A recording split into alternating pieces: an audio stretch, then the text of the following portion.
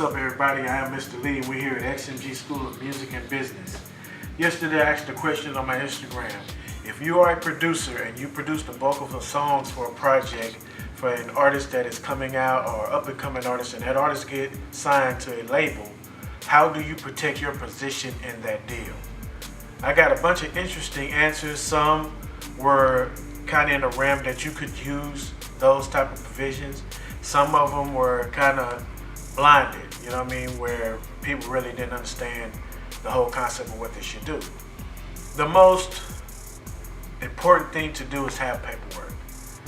And the most effective paperwork to have is a production agreement with clauses in it that protects you. If an artist get a certain amount of money, then the paperwork should reflect you getting the upstream on your pay and advancements on your track and on your music.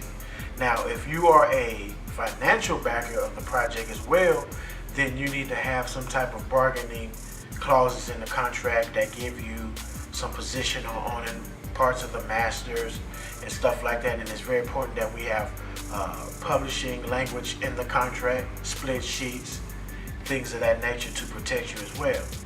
Here at XMG School of Music and Business, we're going to teach you just that.